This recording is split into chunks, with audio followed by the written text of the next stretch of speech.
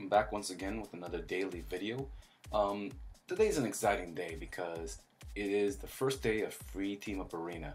Now, I just want to get quickly into action, but before I do so, I just want to introduce my teammates and give a shout out. I've been with these guys for a couple of months now, almost half a year. And to be successful in the FTA, you pretty much need to have a certain goal. If you want to be queuing up with your friends, you need to set realistic goal. If you're like a free to play or pay to win, all right. So our goal was always to dominate the FTA, and our server group is 160.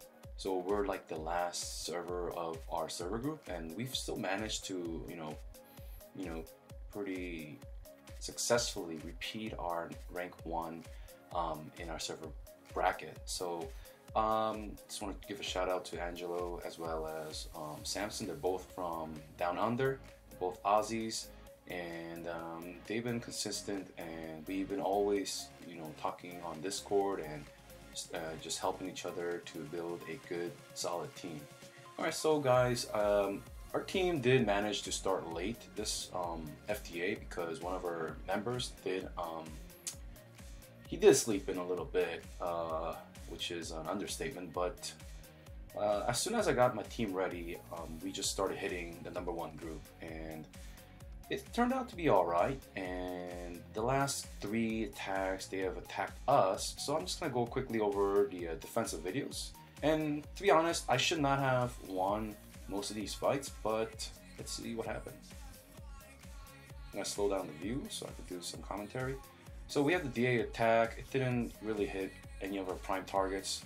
Most of my damage dealers are active, so there goes DM right there. And Scurry is gonna do his active because he got pretty lucky with not getting CC'd from the DAs. And because my enemy team has no real healers as well as it's gonna be pretty much a stalemate of pets activating. Pet's gonna clear the board pretty much, and it's gonna be going down to Michelle versus Michelle. Alright, so this is why I really love Michelle. Like, she not only CCs, she heals, and she's able to do a certain amount of damage, but also stay alive till the end. And as defensive, if you're able to make it to round 15, you're gonna automatically win. Alright, but it's gonna end here, and my Michelle's gonna pull a win right there. It was a close game.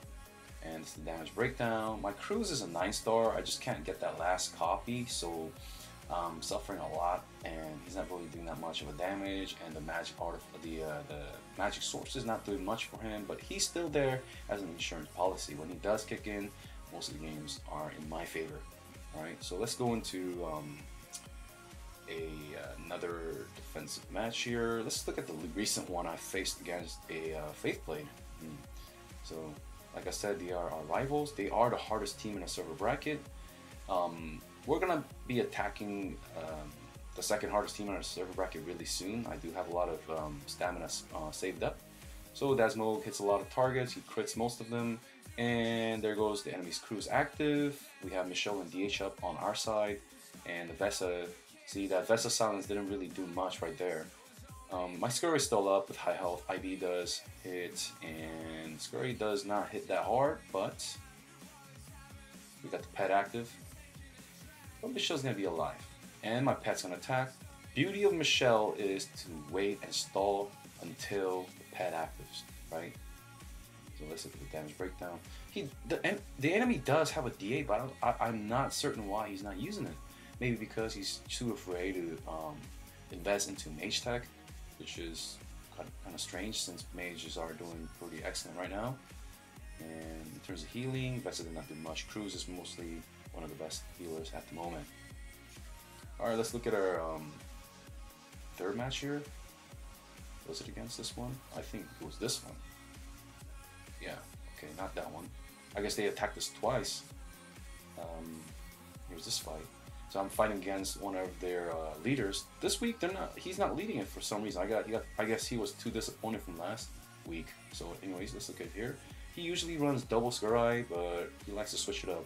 So we call him the double DA man. So he has the double DA and the double Scurry, but he's not running the double Scurry this time.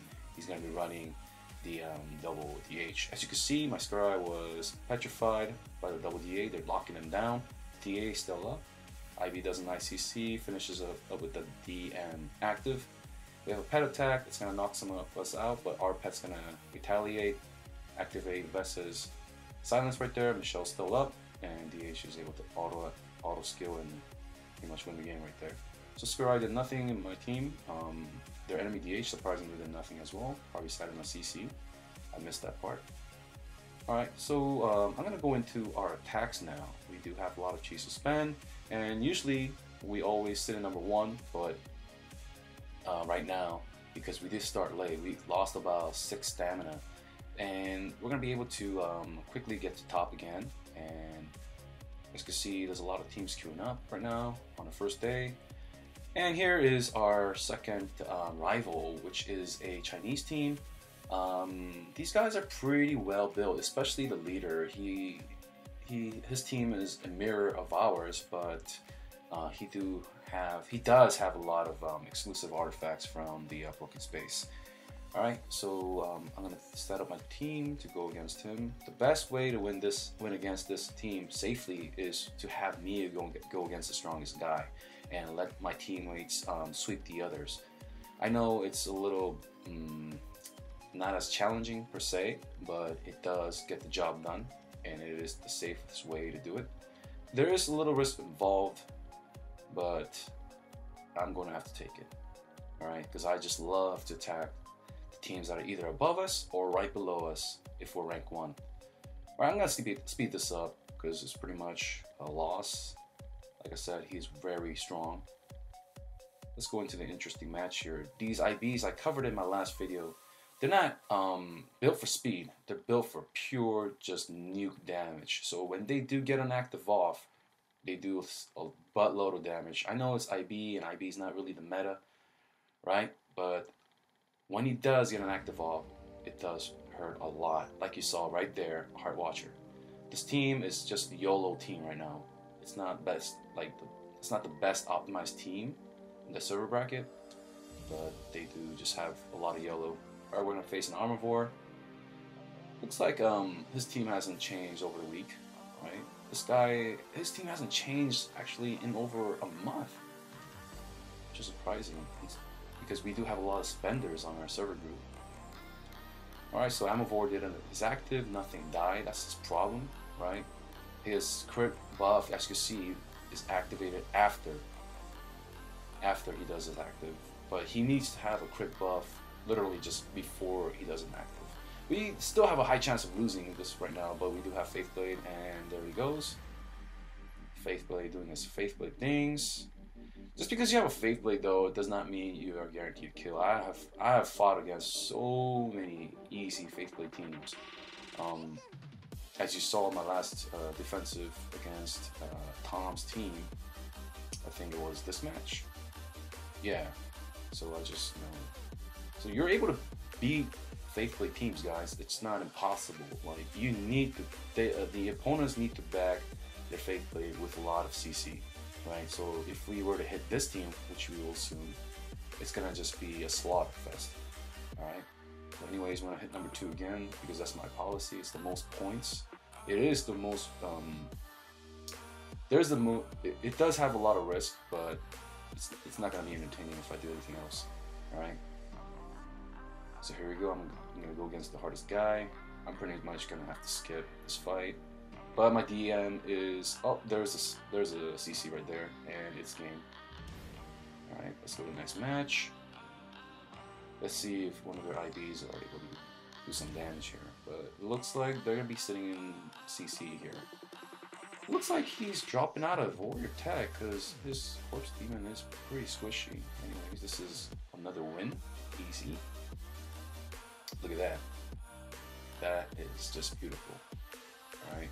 Well, I guess in our perspective it is beautiful, but I mean, for our enemy, I would just feel like it's just an unfair game. Which pretty much is. Alright, Armivore, there he goes, active, doesn't crit on anybody, doesn't drop anybody below 50%. That's what Armivore is good at, doing nothing. Just taking up a slot. I mean, he can turn the game around, but I haven't seen it in 3 weeks, and like you see, guys, I just only attack like pretty much the top teams. All right. So pet's gonna active, his Michelle's gonna rest. That pet's gonna hurt us, but Faithblade is buff, and he's gonna finish the game right now. And Omnivore, he's able to, he's able to like kill Faithblade, but he's just not hitting it there, and he didn't get any luck. Right, so Omnivore did some damage, but it didn't really kill anybody there. And that's game. Looks like we could hit him again. But the problem of the first day, and our team is doing really well, right? We have optimized our team, like Cruz, like all the placement, Kamath being slot 1. I went over that in my video, and Faithblade, every hero has a role, and every slot they take has a purpose. Every stone and artifact we went over, we've done just hundreds of testing against each other, against these teams. We didn't just just YOLO our way to the top. You just have to set your goals, and you just need to know the meta and be able to just crunch your numbers. That's pretty much what I'm good at. So I always, whenever a hero is released, I just look over the numbers and just pretty much go from there. All right, so we're gonna hit. I really don't want to hit him again because I'm gonna be pretty pissed off. But we'll just hit him again. The bad thing about FTA for us is that when we do get really high up there, right, then we just start, gaining like no points. We get like, wow, it just got completely shut down, but that was expected. So we just get like 8 points per win, right? But when we lose big. We lose like 40 points. So there is a catch-up mechanic, guys. So just because you're like, like at 20th or 40th, it doesn't mean you can't come back, right? So our first goal when we started was getting into top 20, and we were so behind. Like even top 20, we literally landed. It took us months to get into just top 20, right? And then lots of tweaking and lots of patience, lots of building the correct heroes. We would not just always YOLO and build. You just saw Omnivore just get his energy stolen, right? So DA is just retarded right now, right? So we just, we could have built like, I could have built like segment a lot earlier, but I just made my segment now because like everything, our goal was, like focused under PvP. For us, the majority of our excitement from this game comes from FTA and individually in TOC, right? That was really lucky that our Faithblade didn't get hit by the pet. And that's gonna guarantee a win. That was just disgusting, like 11 million damage there, right? Anyways, for us, we have the most excitement in FTA. It is just, why? Because, our team does spend, and we like, every other top teams, they do spend a lot. And we just like to see that, we're a little bit smarter with the way we spend. We don't just build up any heroes. Like if I had another 2 more Vesas, I could build another 10 Vesa, and that would be helpful in Broken Space per se. But then, well, let's really think long term, guys. So long term, Broken Space is great, but the rewards you get is not really at the current moment. In the current PvP meta, the reward you get isn't really going to improve your team per se, except for the Psy, which is the speed artifact for the the forest hero. Other than that, like even then, you would rather put like a Demon Bell or a energy artifact for your Demon Hunter. So like most of the rewards you get from the Broken Space is mostly for PvE purposes. Like if you have like 3 to 4 energy artifacts, let's say you have 2 magic swords, 2 demon bells, all through events, and you got the overvent annihilation. So you got 5 energy artifacts, which is already an overkill. You're gonna have to use the most powerful PvE, damage weapon, which will be the Staff of the Punisher, right? So like you don't really have space for the Broken Space rewards. Broken Space rewards do help if you don't have like energy artifacts, and they do really help against like PvE, and they could help you down the line with new heroes or to counter like a heavy priest meta. But currently, it just doesn't have any place, to be honest, right? All right, so we're gonna face this team: Double Vesa, and ODO1. You know, DH Skurai. Skurai's not even slot one, and we have Cruz. Are they good heroes? Yes, they're all, you know, pretty much god tier heroes except OD1. But just because you follow, you know, a meta list does not make your team, you know, it does not make your team a win team. All right, so let's watch. Pretty much the opponent is fully CC. DM's gonna work there. Look at the enemy Demon Hunter. You know, she's gonna be dead from the DMs, the dot damage pretty much, or Michelle's gonna just knock her off. Double Vesta's gonna silence, right? All I have to do is live through the silence. But Michelle's doing her job, and there's pet active, and Vesta's just not able to heal through, you know, the current damage. And we have Skurai, and boom, DM just shreds. I am using his skin right now. I'm just hiding it because one of my teammates apparently hates it. I just wanted to see why he hates it. So I guess I'm just using the original skin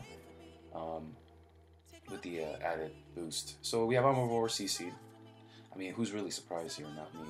And Crew's gonna put an armor, 50% armor debuff, as you can see in the debuff. So Armor is taking extra damage. Armor is gonna come back with full energy here. And Val did not land the stun there.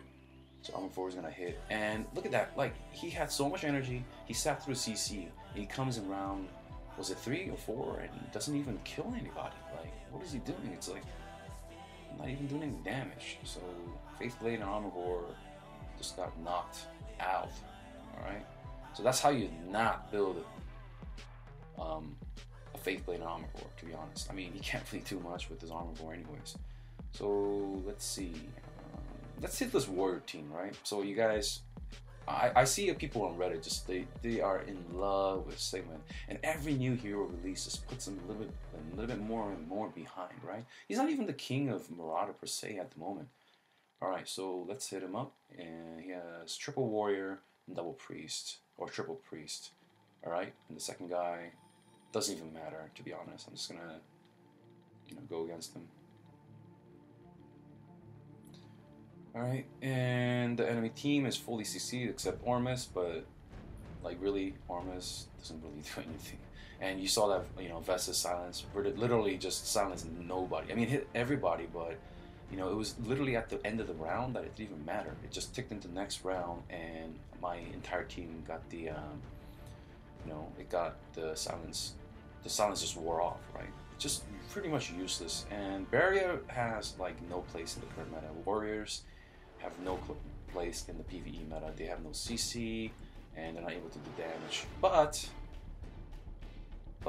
since Barrier did survive past round 4, I may lose this one right now.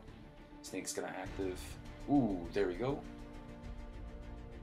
And looks like I'm going to lose, except unless Michelle pulls a miracle here.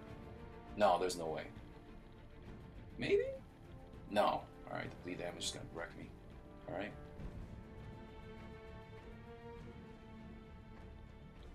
Alright, so they were just able to outlast me through all the high health.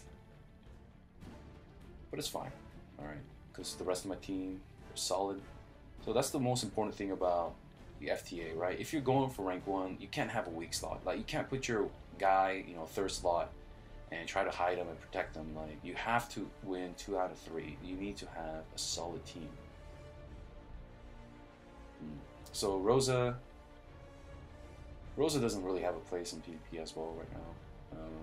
Ever since the removal of dodge, like, he's become more of a PvE hero.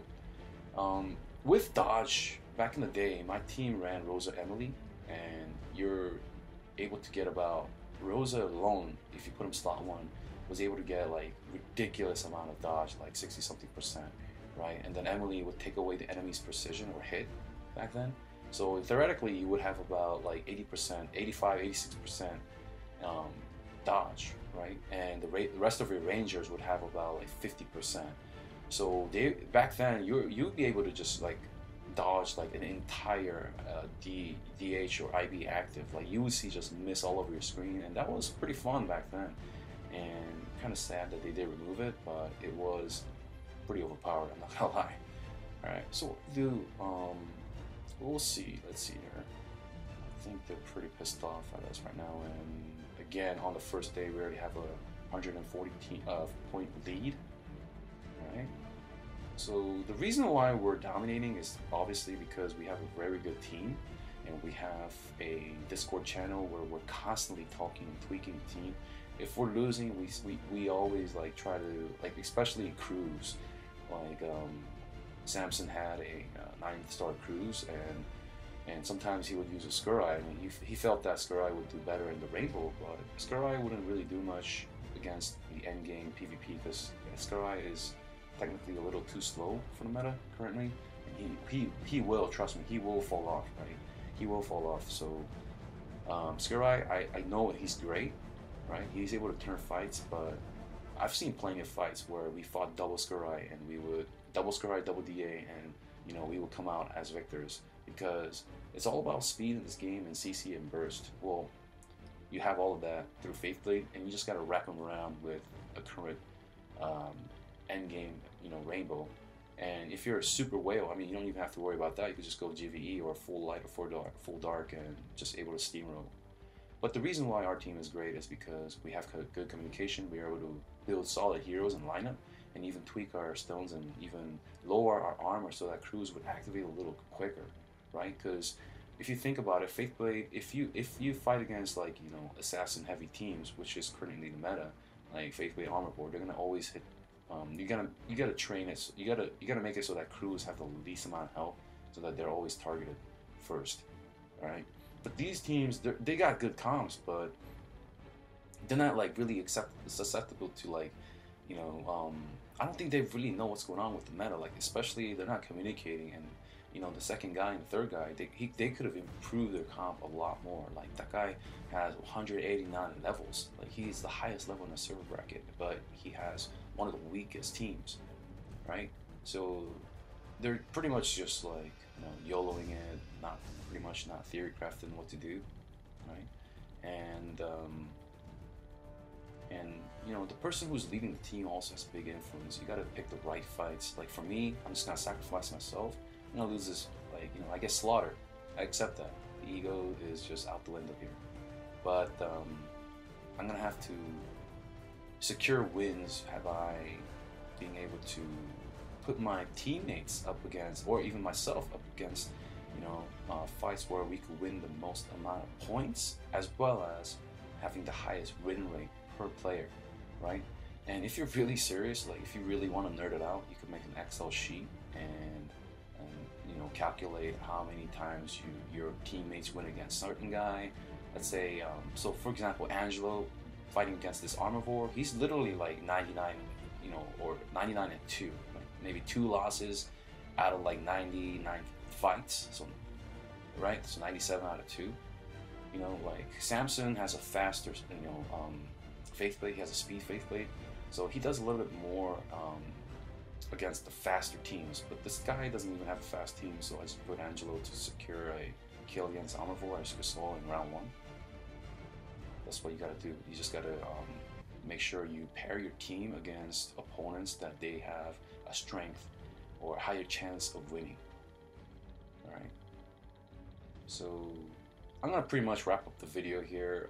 I'm not gonna spend all my stamina. I just don't see the point, right? We're just gonna slaughter, and we already have a 160 point gap, and as you can see, the amount of points that we're getting, it's just dwindling down already. Right? It's kind of depressing. And when we do lose on the defensive, pretty much we're gonna be losing like 40 points. And after you attack, you want to set your team up for nice defense. So for us, Samson favorably does better in defensive mode because again his Faithblade is designed with speed, and Angelo is going to be the hidden card. So if one of us in the top 2, if one of us lose one of the matches, Angelo will be able to finish. He's most likely going to win on the defensive.